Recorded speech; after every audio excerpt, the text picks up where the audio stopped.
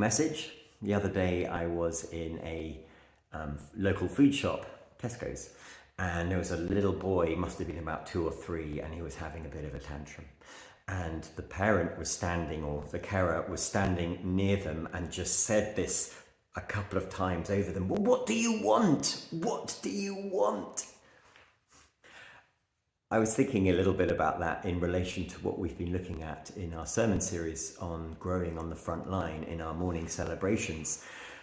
Recently, Hannah and James at the 9 o'clock and 10:30 were looking at desire and how our desires relate to the choices that we make, and therefore our effectiveness and fruitfulness on the front line.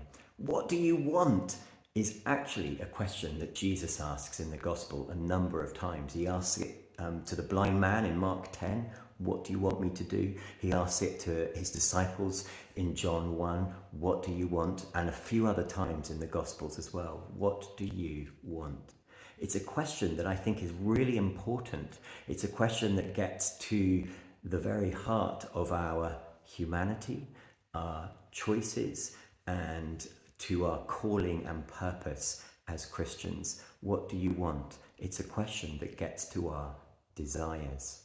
Now, I'm speaking on this coming Sunday, and I'd love us all to ask that question of ourselves. What do I want? Let's imagine Jesus asking that question of us. What do you want? And I wonder how you might answer it.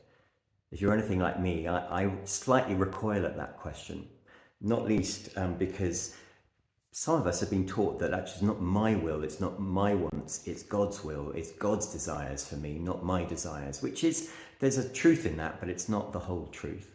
Another part of me recoils because I think maybe my longings and my wants are a little insignificant, or indeed that if I really did articulate them, my longings and my desires, my deepest desires, they might not happen, they might not come true, and I might be disappointed. And so we find it difficult to articulate them. But I wonder whether this week we might take a moment, I'm going to do it this week, just to write down some of the longings and wants and desires that we might have.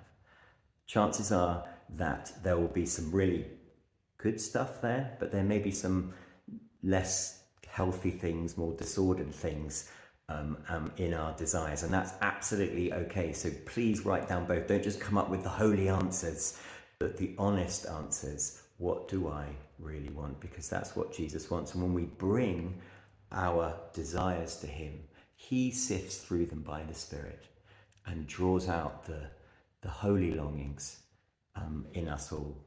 So a little bit of homework for this week. See how you get on, and we can come together on Sunday morning and ask that question together and explore why we think it's significant on our front lines. Have a great rest of the week, and see you on Sunday, if not before. Bye.